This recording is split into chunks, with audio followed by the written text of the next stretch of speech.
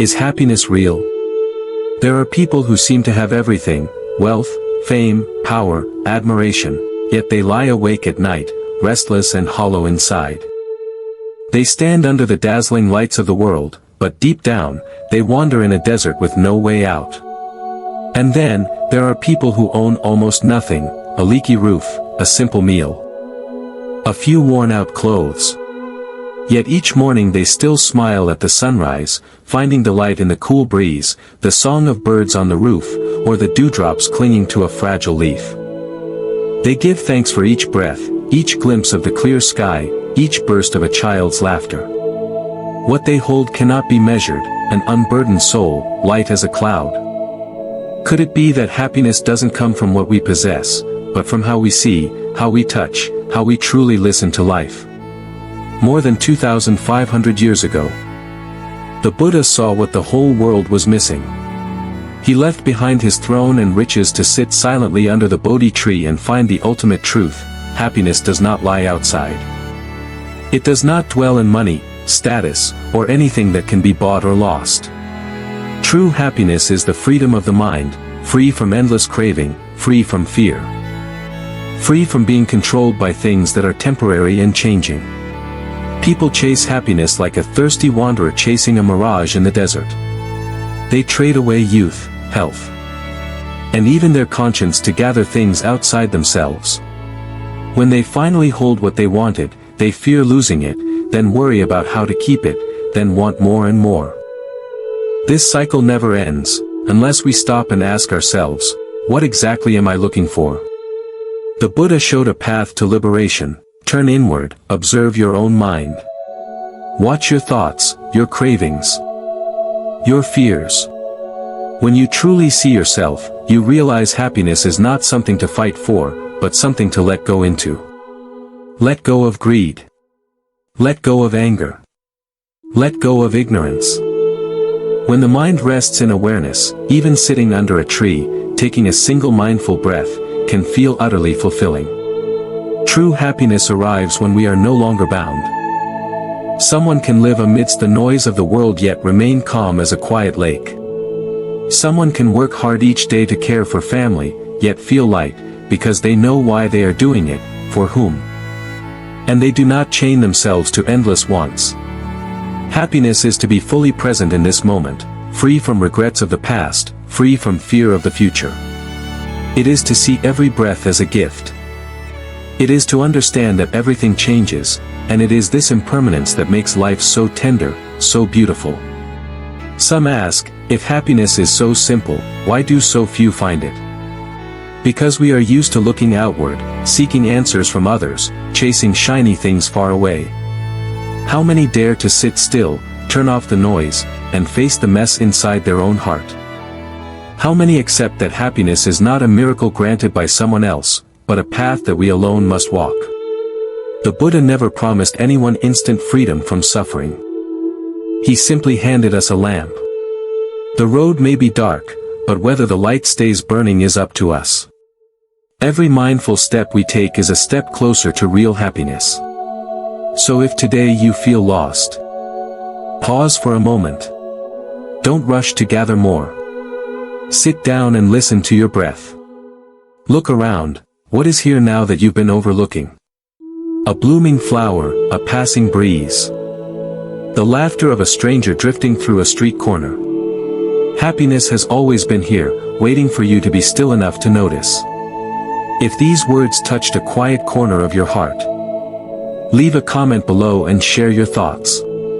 And don't forget to hit subscribe to join us on this journey of discovering timeless Buddhist wisdom, so that one day, you won't have to wonder, is happiness real? Because you will have found it, right here in your next mindful breath. Worldly happiness, like passing clouds. Money, love, success, our whole lives, we chase these things, convinced that if we have enough of them, happiness will finally be ours.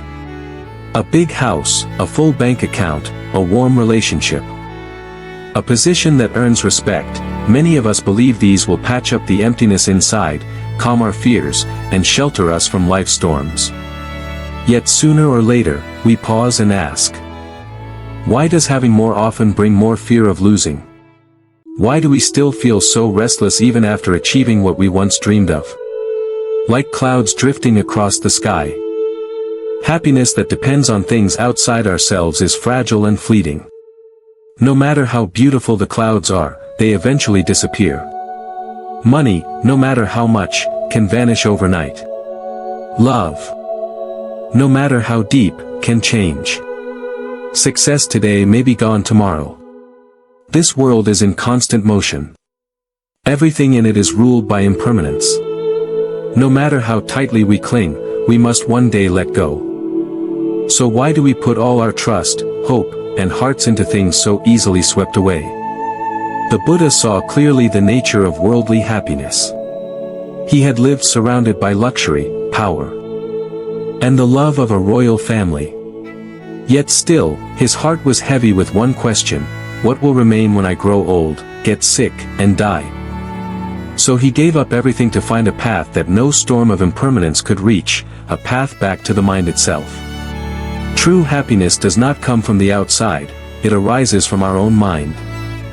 If the mind is filled with greed, anger, and delusion, then even in a golden palace, we suffer. If our happiness depends completely on things outside, we are forever beggars for joy, always hoping someone will love us, hoping promises will be kept, hoping money won't run out, hoping our status won't fade. But the world makes no promises. It simply moves according to its own laws.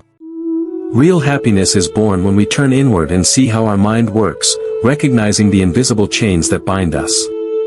Once we see the roots of our suffering, we can begin to untie them. And when the clouds of greed, anger, and ignorance clear, the sky of the mind is naturally bright and free. In that moment, we need nothing more, because we already have enough.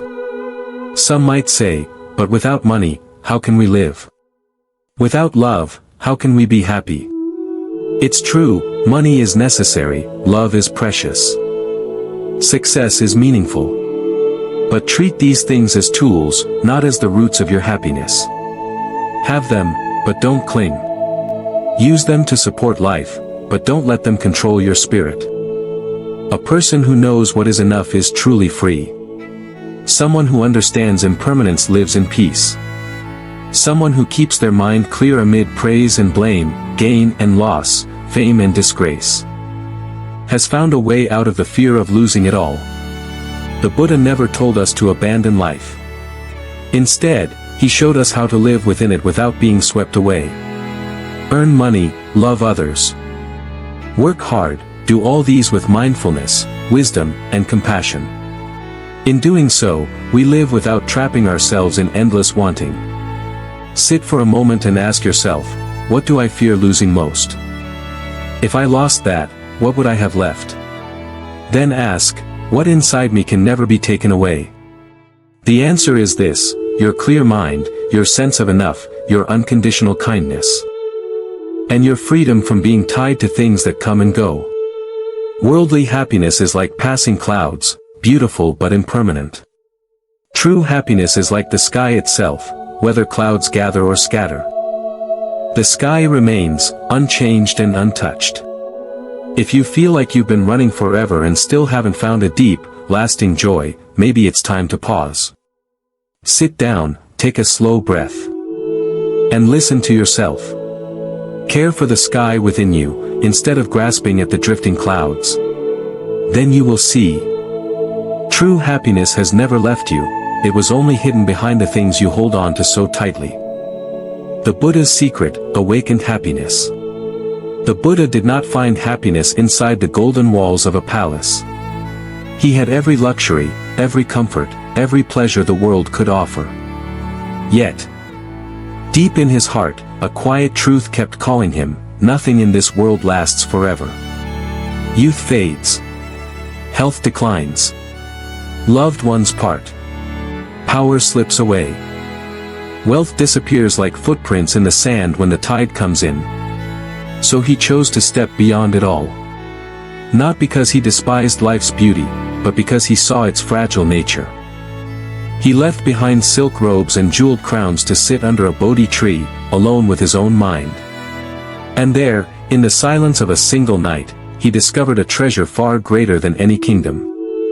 A happiness that nothing could corrupt, break, or steal. The Buddha's secret is simple, yet few have the courage to hold it. True happiness does not come from adding more to your life, it comes from letting go. Letting go of the illusions you cling to.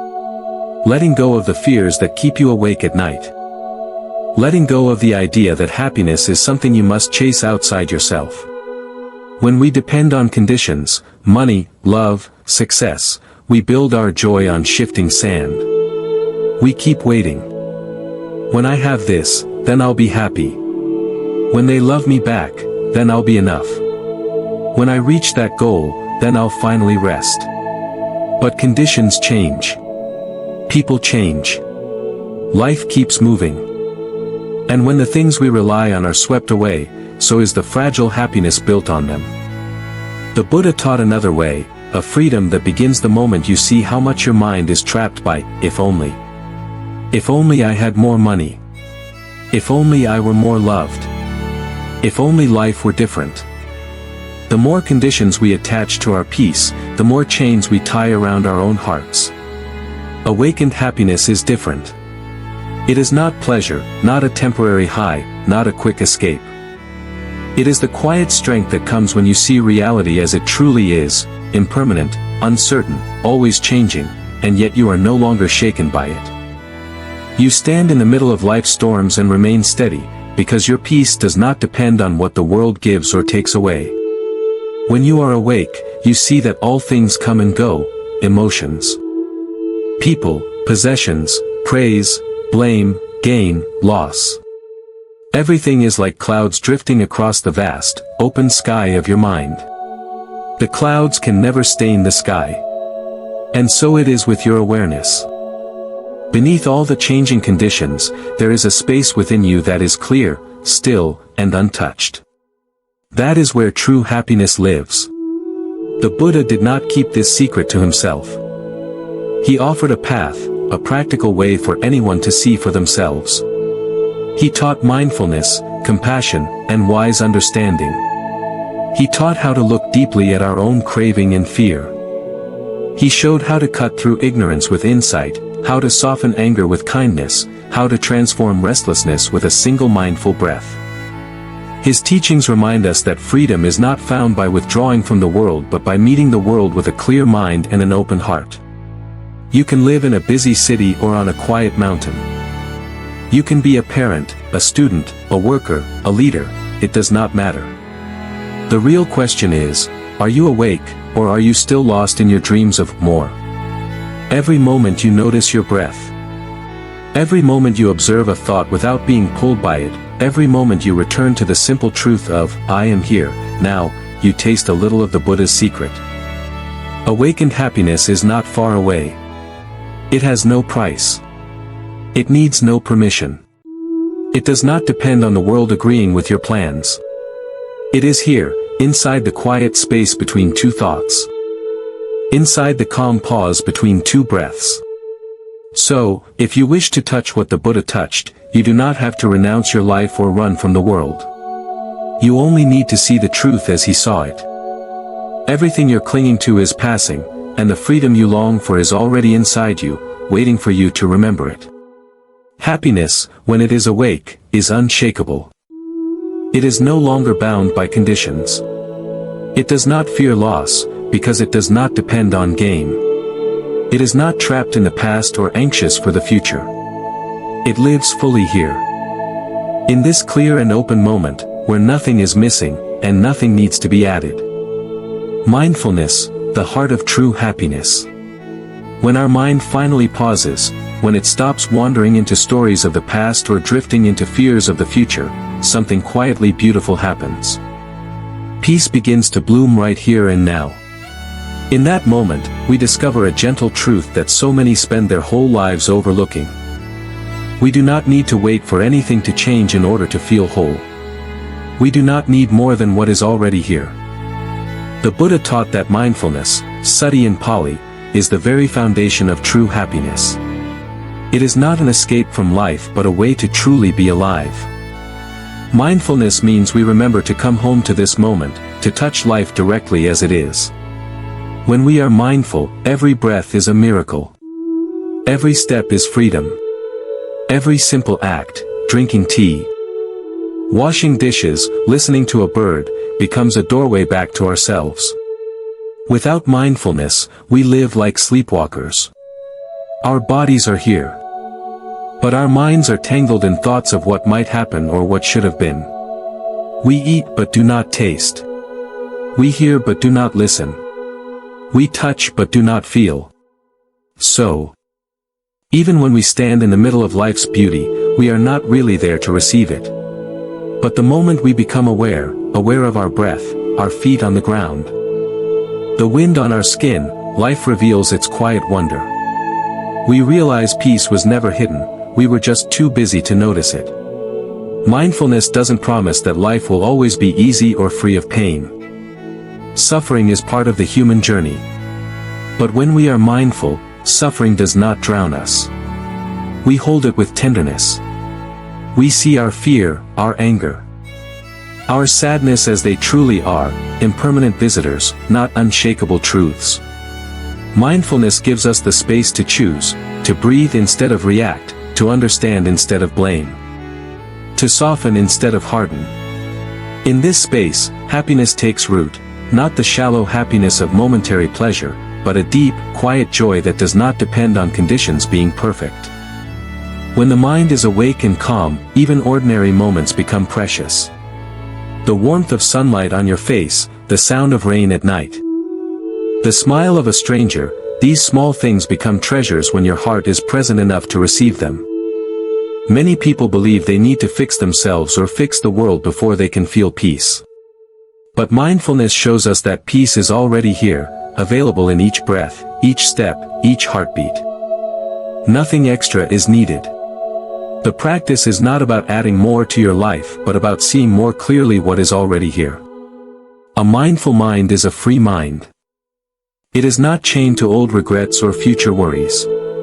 It does not cling tightly to pleasure or push away discomfort.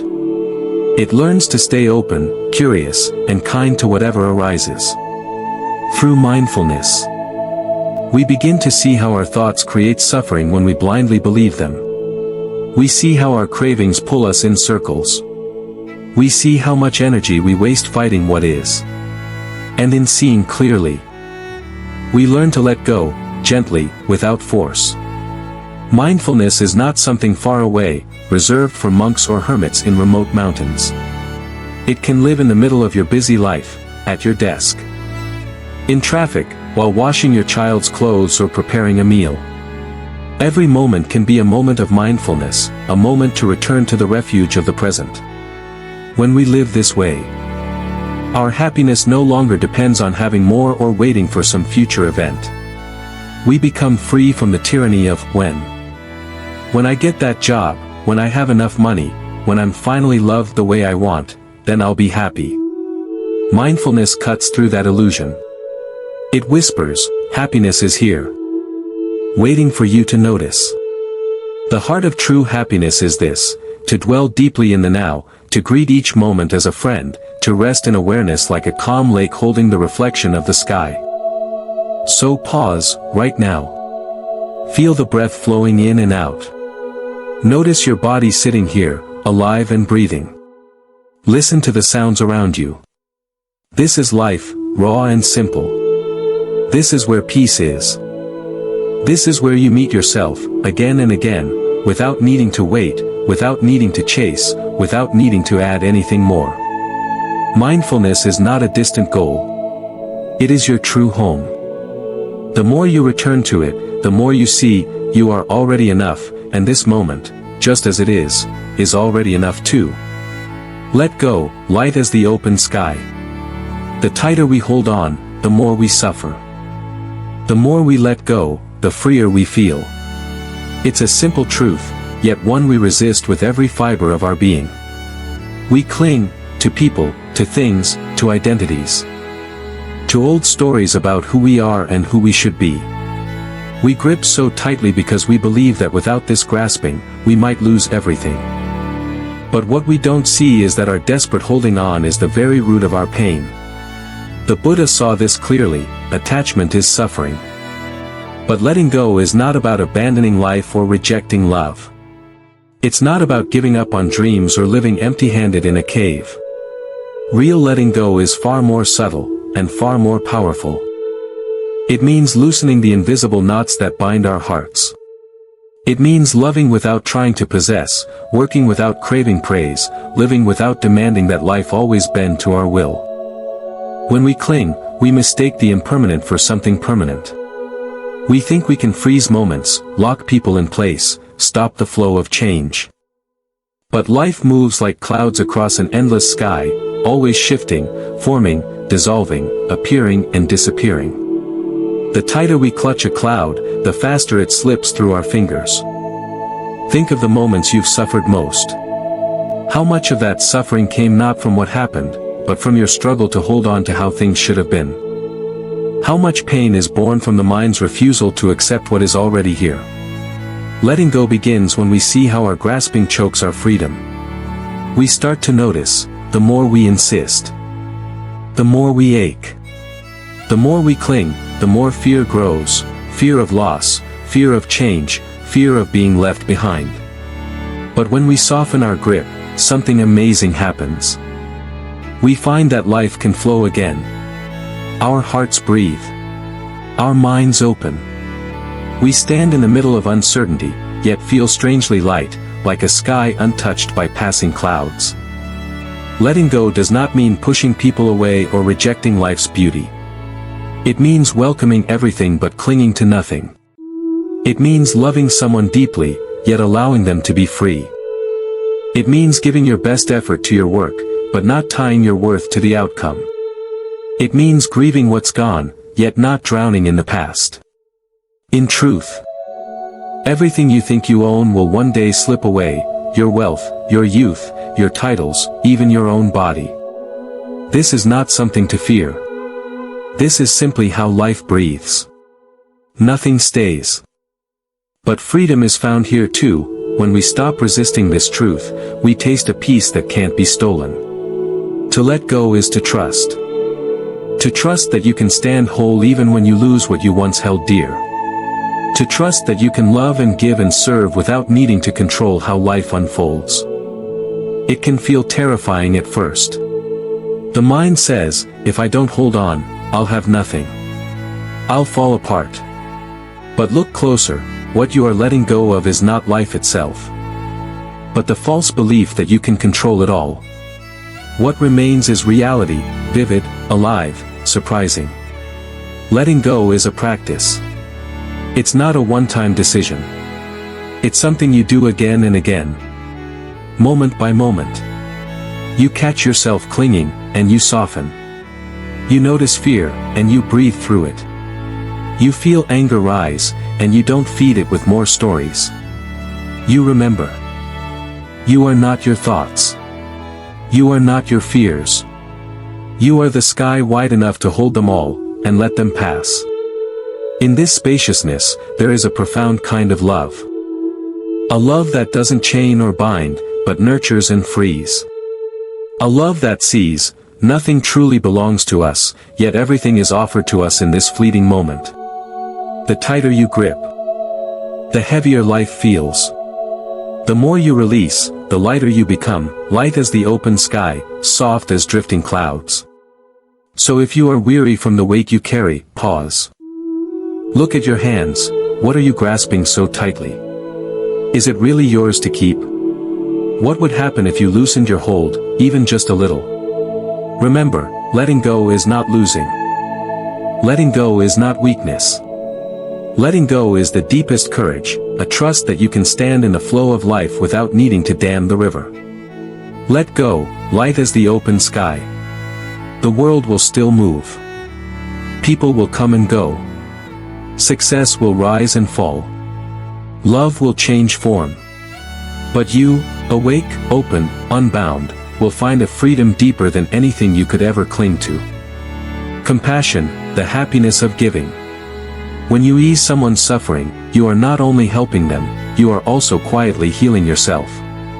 Compassion is the bridge that connects hearts, dissolves barriers, and reminds us that none of us are truly alone.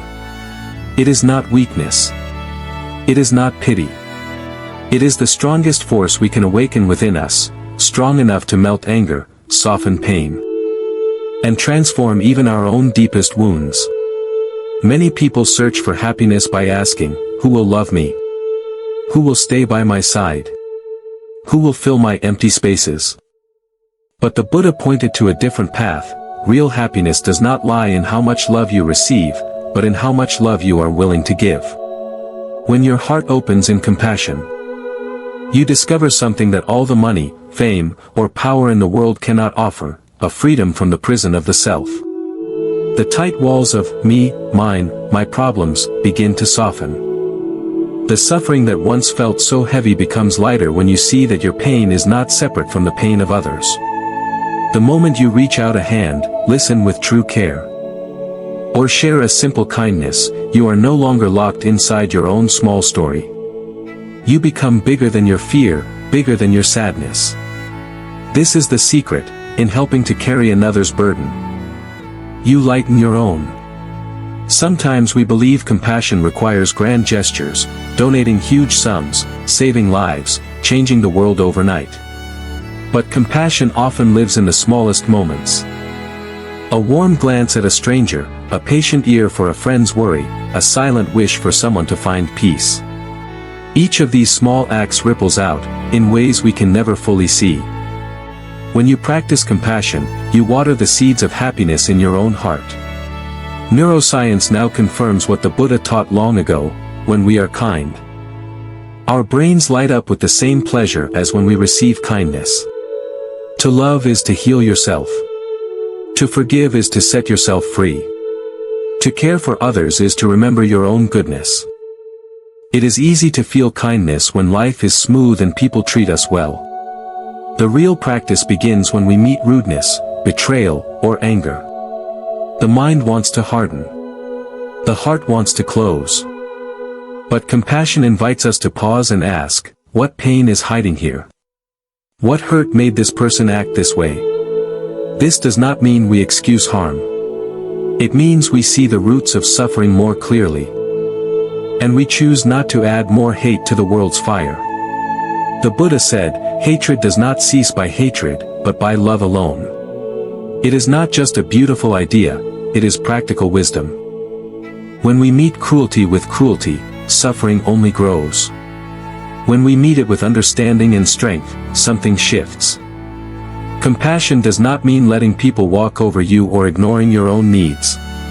True compassion has boundaries. It knows when to say yes, when to say no, and when to walk away. But it never forgets that underneath all our masks, yours, mine, everyone's, there is the same longing to be safe, to be understood, to feel that we matter. A compassionate heart is a fearless heart. It trusts that kindness is never wasted, even if it is not returned. It trusts that by giving, you become richer, not poorer. It trusts that the world changes, not in great leaps, but in countless small acts of caring that add up, drop by drop, over time. So if you wish to find lasting happiness, look for ways to love more deeply, not just be loved more. Offer your presence to someone who feels unseen. Offer your patience to someone who is struggling. Offer your forgiveness to someone who hurt you, if not for them, then for the freedom of your own heart. You do not have to wait until you are perfect to share compassion. You do not have to solve all suffering before you can bring peace to one small corner of it. The lotus blooms in muddy water. And so too does your capacity to love bloom right in the middle of your messy, imperfect life. Remember, the happiest person is not the one surrounded by endless admiration, but the one whose heart keeps expanding, giving, forgiving, and blessing the world, quietly, wherever they are. In the end, the true gift of compassion is this: when you open your heart to others, you find your own heart waiting there for you, whole and wide as the sky. Knowing enough, true wealth from within. Real happiness doesn't come from having more, it comes from knowing when what you have is enough. It's simple to say but hard to live. Especially in a world that never stops telling us to want more. Everywhere you look, someone is selling you the idea that you're missing something. More money, more status, more followers. A bigger house, a shinier car, a better version of you. It never ends. There's always another, next thing. And so we chase it, believing that if we could just get there, we'd finally be satisfied. But the truth is, if your mind doesn't know how to feel enough now, it won't know how to feel enough later.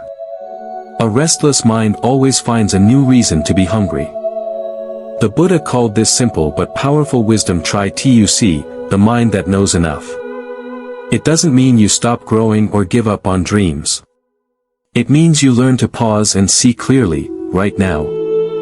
This moment, this breath, this life, it is already enough. A single glass of clean water means everything to someone lost in the desert. When you're truly thirsty, you see the real value of what you have. In the same way, when your heart learns contentment, you see that real happiness is never about piling up more, but about recognizing the treasure that's already in your hands. Someone who knows enough is rich, even with little. Someone who never knows enough stays poor, even if they own the whole world. Ask yourself, what does it mean to be wealthy? Is it having so much you're afraid to lose it all? Is it never feeling satisfied no matter how much you get? Or is it being able to sit down, breathe deeply, and feel thankful for the meal on your plate, the roof over your head, the people who care about you, the morning sunlight on your face? Gratitude is the root of feeling enough. When you stop comparing, when you stop measuring your life against someone else's, you begin to see how many hidden gifts are already here: your health, your time, your freedom to choose your next step, the people who stand by you. The chase for more never ends. The mind always whispers, just a little bit more. But the moment you get more, it whispers again. The cycle repeats, and happiness always stays just out of reach. A mind that knows enough is like a bucket without holes, it can truly hold what it's given. A mind that doesn't know enough is full of leaks, no matter how much you pour in, it never feels full. To practice contentment is not to shrink your life. It's to free it. You can still work hard. Dream big, create, and share, but you're no longer trapped by endless craving. You know when to push forward and when to rest. You know how to enjoy what's here instead of always reaching for what's not. Some people think being content makes you weak or lazy. But real contentment is alive and wise. It doesn't kill your drive, it guides it. You don't build your life from fear or greed. You build it from clarity and care. Imagine if more of us lived this way, seeing real wealth not as what's stored in a vault, but what's felt in a peaceful heart, the freedom to sleep well at night, the calm to breathe without fear. The simple joy of sharing time with the people you love. When you know enough, you discover how little you actually need to feel truly alive. Suddenly, a quiet morning coffee feels luxurious. A home-cooked meal tastes like a feast. A kind word or a good laugh feels priceless. The greatest treasure isn't hidden in a bank account or locked behind a goal you haven't reached yet. It's waiting quietly inside you. It's the soft voice that says, "This breath is enough. This moment is enough. I am enough." Knowing enough is a practice. Every day. The world will tempt you to forget. Every day, your mind will whisper that you're missing something. But each time, you can pause, smile, and come back to this truth. Enough is never somewhere far away, it's right here, in your own heart, waiting for you to remember. Contentment, knowing enough, is the real wealth. It's a treasure no one can steal. No storm can wash away, and no time can fade. It's the wealth of a mind at ease, a heart at peace, a life that feels whole exactly as it is. And when you live with this wealth, you realize you have always been rich. What the Buddha wanted us to remember. The Buddha never told us, you must be happy. He didn't promise us that life would be free of pain or that suffering could simply be wished away. Instead, he offered us something far more real and precious. A path, a way to walk with wisdom through this world of change and uncertainty. He didn't hand us happiness as a gift wrapped in silk. He handed us a lamp and said, "Walk. Look deeply. See for yourself. No one can do it for you." So many of us spend our lives waiting for happiness to arrive like a guest knocking at our door, when the job comes through. When the right person loves us back, when the money is enough, when the world finally bends to our wishes. But the Buddha's message was simple and radical: stop waiting. The path is here. Under your feet, in this very breath, in this very moment. The Buddha did not demand blind belief.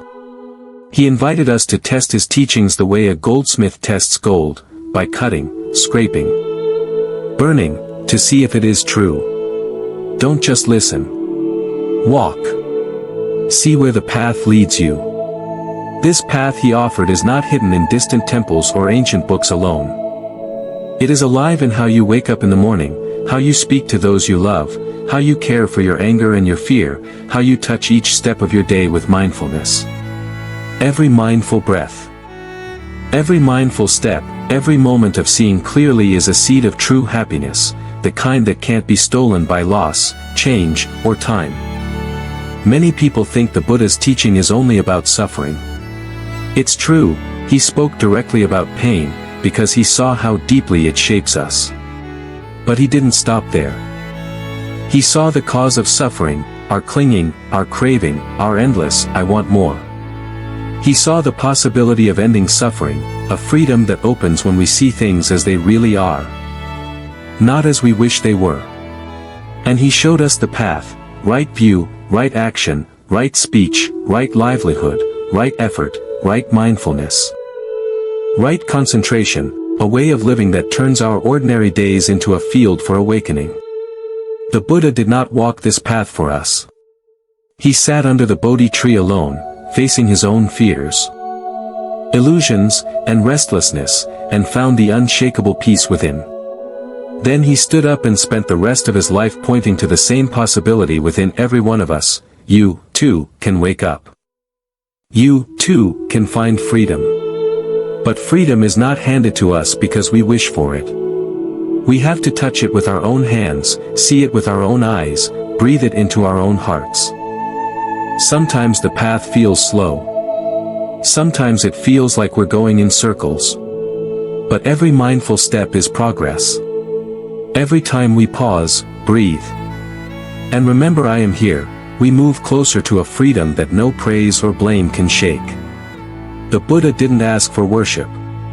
He asked for courage, the courage to look at ourselves honestly. To see the habits that chain us, the stories that trap us, the fears that keep us small. He asked for kindness, to ourselves, to others, to all living things. He asked for mindfulness, so we don't sleepwalk through this one brief life we have been given. If there is something the Buddha wanted us to remember, it is this. The path to lasting happiness is not found by trying to control the world, but by understanding our own mind. By calming its storms. By seeing its tricks. By waking up to the truth that peace is always one mindful step away. Happiness is not a prize you find at the end of the path. It is the path. Every moment you live with awareness. You taste a little of the freedom the Buddha knew under the Bodhi tree. So when you feel lost, come back to the simplest thing, this breath. This step. This moment. One mindful breath. One mindful step. One clear look into your own heart. These are not small things. They are the seeds of a happiness that cannot die. The Buddha's final teaching was not a secret formula, it was a reminder: be a light unto yourself. Walk the path. Look deeply. Trust your own awakening. No one can walk for you. No one can promise you a life without pain. But every mindful step you take brings you closer to a happiness that no one can take away, a happiness that is yours, here and now. As soon as you stop running and come home to yourself. Where is happiness? Where is happiness? So many people spend their whole lives chasing the answer to that question, running after it like a shadow that always seems just out of reach. We look for it in the past, in old memories. In moments we wish we could relive, in regrets we wish we could fix. Or we chase it in the future, in dreams, goals, perfect plans, the hope that one day everything will finally be just right. And sometimes, we pin it on someone else, waiting for another person to give us the love, praise, or security we think we need before we can feel whole. But the Buddha saw through this endless search. He taught a simple truth that so much of the world forgets: true happiness is never found in the past is gone. Like a dream you can't get back. It's never waiting for you in the future is just a thought in your mind. It's not hiding inside another person, no one else can hand it to you. True happiness only blooms here, now, in this living, breathing moment. It doesn't mean life will always be perfect or free of pain. But it means you can touch a deep, quiet joy at any time, if you learn to rest fully in the present. Think about it, how often are you really here? Not pulled backward by old wounds. Not pushed forward by worries about what might come. Just here, feeling the air on your skin, hearing the sounds around you, noticing your breath rising and falling like gentle waves. The Buddha's insight is both ordinary and extraordinary. The present moment holds everything you need to touch peace. But the mind is rarely content to stay here. It wants to fix, compare, plan. Remember, regret, rehearse. So we live like restless travelers, passing through our own lives without ever truly arriving. Mindfulness is the gate back home. It is the key the Buddha offered us. He never promised to give us happiness. He showed us how to uncover it for ourselves, by coming back to this breath, this step, this feeling, this thought, just as it is, without running away. When you're truly present, the grip of suffering loosens. The stories lose their power. The fear of what if quiets down. Suddenly, the simplest things shine with new beauty. The warmth of a cup of tea, the laughter of a friend, the stillness of dawn. These small, ordinary moments become the jewels we were always searching for. The Buddha didn't keep this secret locked away for monks alone. He left it for all of us, for people with busy lives, noisy thoughts, messy emotions. He knew the mind will try to complicate it. But the truth is always simple: peace is now, or never. The path is not to force happiness to happen but to clear away what blocks it, the regrets, the clinging, the craving. The belief that you need something more before you can rest. Right now, you have everything you need to touch true happiness: a mind that can wake up, a heart that can open. A breath that can anchor you to the miracle of being alive. Where is happiness? It's not in the next big thing. It's not in fixing every problem. It's not in waiting for tomorrow to be better. It's right here, in this heartbeat, in this breath. It's here when you pause long enough to really feel your life instead of racing through it. The question is, do you want to open that gift? The Buddha already handed you the key. The door was never locked. The present moment is waiting, patient, forgiving, always here, for you to stop searching and step fully inside. Happiness is not somewhere else. It's not someday. It's now, simple, quiet, alive in the only place it could ever truly exist, this moment. In the end, happiness is not something we have to chase after at all. It is something we need to pause long enough to notice, to remember, to become aware of in the quiet corners of our own life. True happiness does not demand that we run to distant places, collect more things, or fix every piece of ourselves to perfection. It invites us, gently, to stop running for a moment and look around, to see what has always been here, waiting patiently beneath our restless thoughts and endless plans. Every mindful breath, every step taken with awareness, every moment when we are fully here, these are doorways to a happiness that does not depend on circumstances lining up just right. We spend so much of our lives convinced that joy is somewhere out there. That we'll find it once we have more money, more success, more love, more approval, once we're someone better than who we are right now. But the Buddha's teaching is a soft reminder, you don't need to become anything more to touch peace. You just need to come back, to this breath. This heartbeat. This fleeting second that holds your whole life inside it. When we stop chasing and begin resting in the present, we see the miracle in ordinary things, a sip of warm tea, the sound of leaves moving in the wind, the sight of someone we love smiling back at us. Peace was never gone, we were simply too busy. Too distracted, too caught up in our own stories to see it sitting right beside us, as gentle and quiet as the sunrise. This is the heart of mindful living. To realize we don't have to wait for perfect conditions to be happy. We don't need to push life away or pull it closer. We can meet it exactly as it is, moment to moment, with an open, steady heart. And when we do that, even the smallest moment becomes enough. Even the simple act of breathing in and breathing out becomes a blessing. The weight we carry softens. The fear of not being enough loses its grip. And in that gentle spaciousness, we touch a happiness that is not loud or flashy, but tender, steady, and real. If today's reflection has touched something in you, if these words have reminded you of something your own heart has always known, I'd love to hear from you.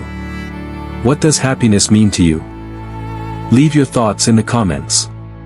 Share the answer that rises from your own heart, because your truth might light the way for someone else too.